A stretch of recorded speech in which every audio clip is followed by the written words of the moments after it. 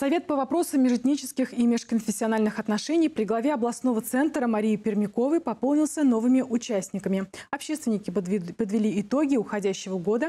Подробности в нашем следующем репортаже.